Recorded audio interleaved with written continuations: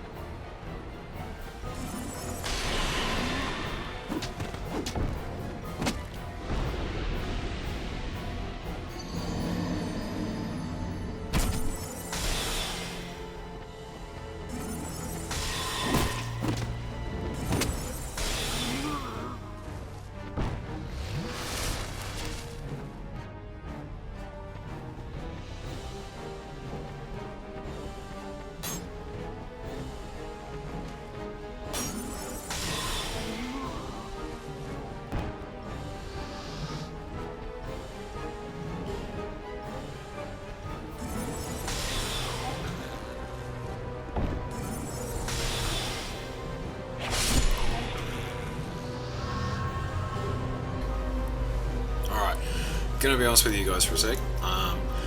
You know, there's research and there's you know, really scripting out what I'm going to be saying in this post-production. What I want to do is make it a little more dynamic. So, you know, I know what you know, basically it's with the boss fights. That's my whole point here. You know, so with the boss fights, especially the gargoyles, you heard it was very, very scripted and didn't come out well. I don't know. I mean, at the end of the day, it was very detailed, yes, but hey, you know, it's really character. It's really, you know, putting energy behind it. It's really something that gets you out there and, you know, does things. You know, makes you really enjoyable to listen to. I mean, if you you know, you can't be enjoyable to listen to, then what's the point of it? You know, you just kind of wasting everyone's time and just stay silent. So what my point is here is I want to talk about the 3 skeletons. I know what they do. I'm not going to tell you every single little tiny thing about them. Like, you know, I was reading off the bloody Dark Souls wiki last time with the gargoyles, and they do this, they do that, they do that, then they do that, then they do that, and it's like, well, that's nice, but you sound like a monotone freaking lurch, you know. So, keeping up what I'm doing right now, let's talk about the 3 lords, the 3 skeleton lords. So we got a melee and I believe 2 casters. Could even be 2 melees, 1 caster, or they're all casters or all melees. Doesn't matter. Alright. The main thing you got to look out for is you're going to need a bit of magic defense. You're going to need a little bit of physical defense. You're going to need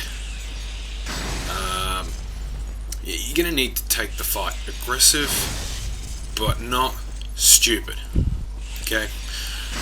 When you kill one of the skeletons, and basically what you want to do is when you walk in there, the 3 of them will rise up. You keep the middle one, and you keep an eye on that middle one, okay? You do not kill them. I believe it's the middle one. And I'll tell you why in a sec. So you kill the left one or the right one. When you kill them, 4 skeletons will rise out from the grave, or basically from their graves, from the ground, whatever. They'll rise up and then you have to kill them.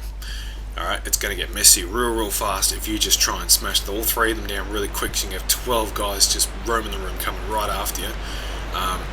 The first one you kill, this is why I go left and right then middle. The left one spawns the easier skeletons, which is like very similar to the ones the Necromancer summons. They can be done with 1 or 2 hits, nothing huge. The one on the right will spawn skeletons with armor, and shields, swords. So they'll block, they'll be painful, they'll be a little bit annoying, they take a little bit more to kill, and then there's the pinwheels. For anyone that remembers them from Dark Souls, yeah, they come back. It actually also reminds me from Demon Souls. There's some skeletons you get to fight that actually roll towards you, and they actually hit you. Like they've got spikes on their spine, so you know they hit you as they're rolling, and that's kind of where the idea of the pinwheels came from. But the main thing is that 4 of those will spawn after you kill the middle one, and those guys have to be taken down very fast, or they will kill you really quickly. So watch the fight. You actually see me, I believe, die twice here. I take it aggressive and just burn them down. You know, burn down those extra adds, not the bosses. Got to be careful with them. And of course I've got a natural magic defense because I'm a caster. The gear helps, the levels definitely help.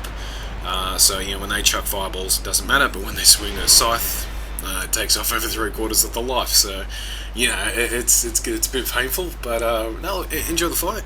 But as I remember, as I've just said, you know, take them down one at a time, but you got to kill those adds first before you jump on the next one. So you got to juggle a bit. There's a lot of movement in this fight. And here it goes. Enjoy.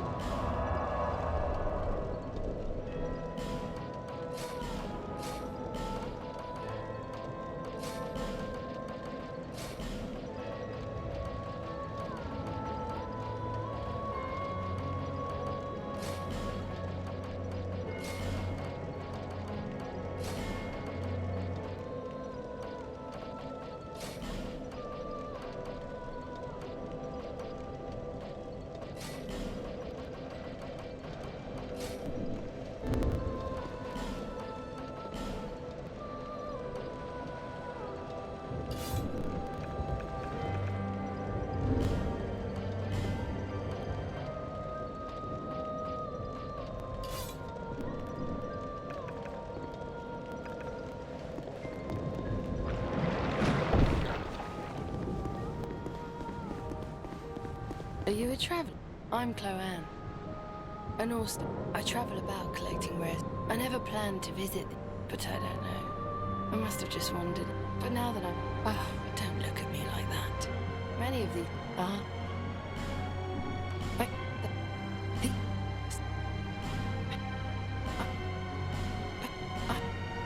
I've searched...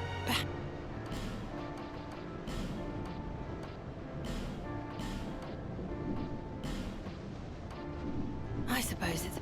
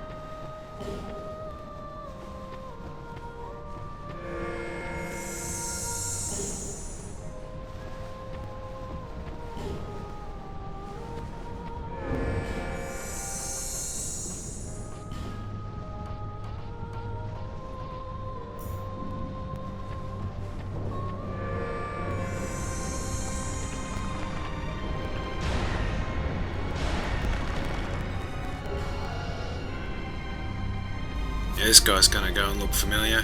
He's the wheeling, dealing, limousine riding, jet flying, woo! Son of a gun! He is Gavlan. Gavlan like to sell.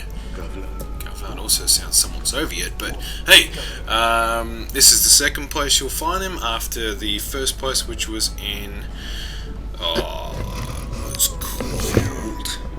No Man's Wharf.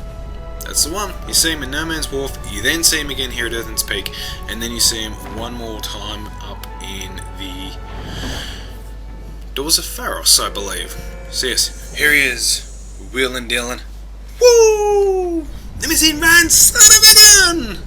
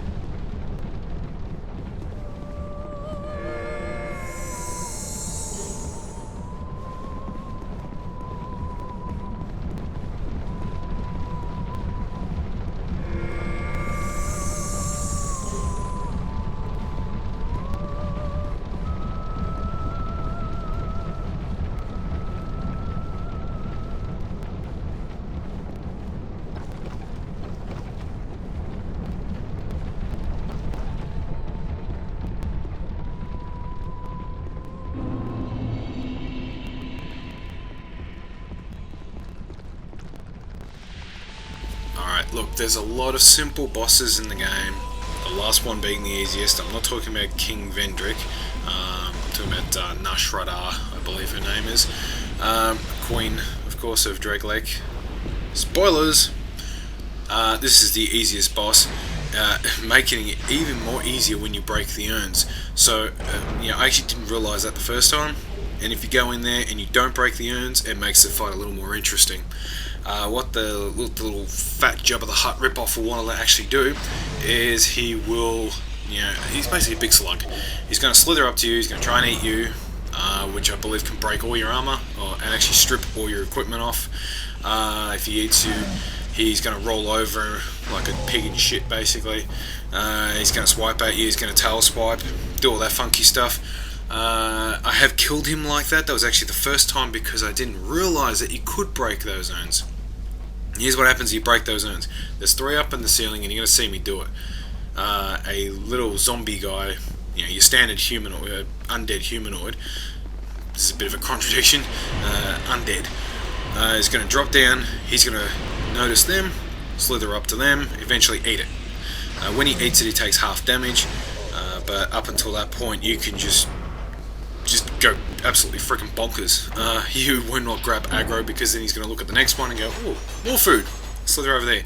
Oh, there's a third one, more food, slither over there. By then, if you're melee, stay away from his tail. Otherwise, just kill him, man. It's really simple. It's a very, very simple fight.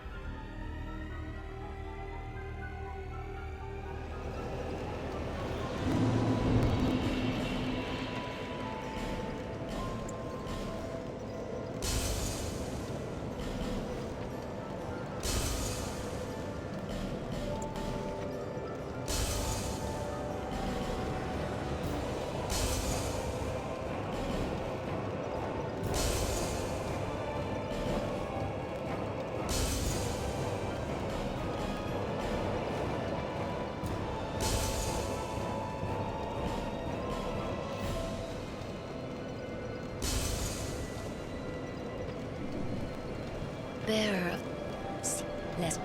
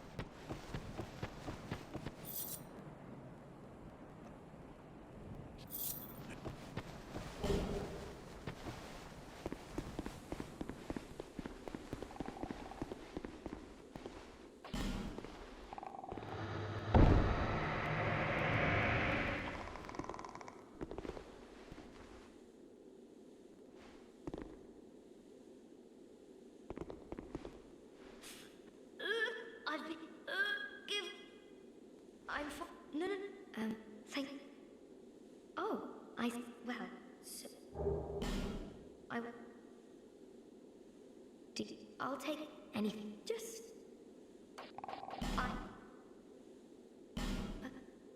Trying not to ramble on here. You know, I want to be able to talk. I want to give you something to listen to. There isn't just background music for an hour, but I really don't know what to say. If this was live, I could throw a whole bunch of random crap out there for you that you might actually enjoy. But hey, let me just talk about the randomness I'm about to do right now. So I wanted to go and save the merchant, and I actually do forget her name at the moment, with the fragrant branch of yore. I want to unpetrify her in the shaded woods, which I go and do. You give her some armor, she'll go back to Majula after you next hit a bonfire, and she will actually let you. She will give you the opportunity to upgrade your pyromancy glove to +10 with fire seeds. Pick them out throughout the game. You can buy 3 off her, and that's her main use. But once I've opened that up, I wanted to get the bonfire just behind there, and from there I actually turned the game off at the time. I was like, oh, I'm done, forget it, who cares? And then went, you know what, if I die I can always edit it out, let's just try and finish Earthen Peak. So jumped back in, finished it, as I mentioned, really quickly, a lot quicker than I normally do, because I'm not following all the side quests, I'm not trying to kill everybody. I've done it so many times before. This is just a let's play the game and get the hell in there and kill some stuff. So for all that sort of stuff, there's plenty of people that do all that online. But from where we are right now, that's what I'm about to do. Head back into Earthen Peak, and now I'm just going to go through it and just smash the hell out of everything.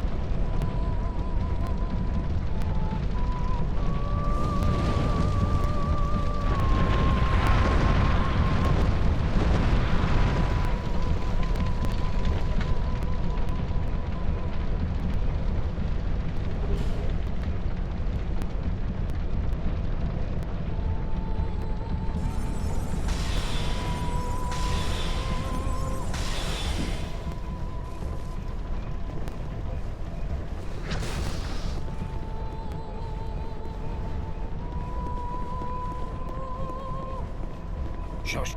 I'm on. Yeah, it's... You want... I... Why? Have you not...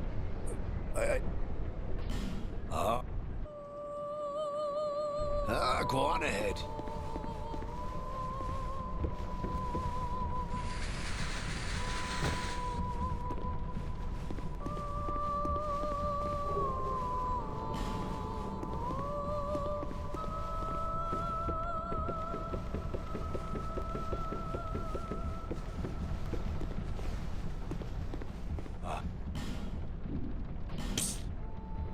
You know, and that... But...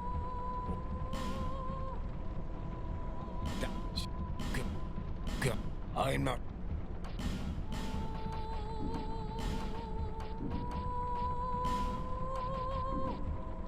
Fine then.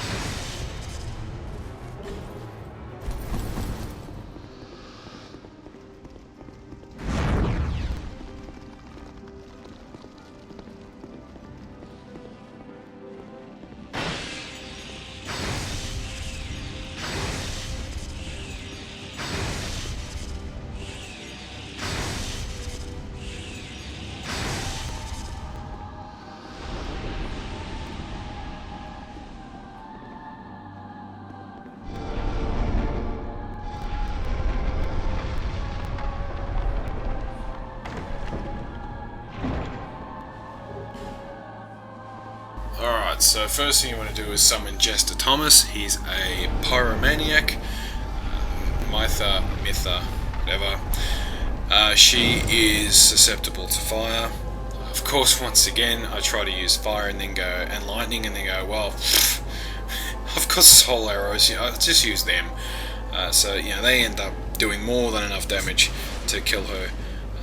Okay, so basically, but earlier when I torched the windmill, you want to do that or this joint is full of poison. Basically, she heals in it and you die from it. So you want to burn that, which then reduces it actually kills off all the poison in the room, except for just the very outer rim. And then just burn her down. She will do a frontal attack at you with just a lunge, and then there's a swipe attack as well. She will, what looks like Medusa's head. She'll actually do it was like a crystal soul arrow, or a soul spear, excuse me. It's like a crystal soul spear. She'll end up shooting that at you, which you can just dodge left or right. And yeah, you know what? Just go in there, smash it down. It's not too hard of a fight. If you need to, summon folks online, but just watch the fight and learn it. It's not difficult at all. I've done it both as melee and caster, and there's no difference between the two when it comes to difficulty.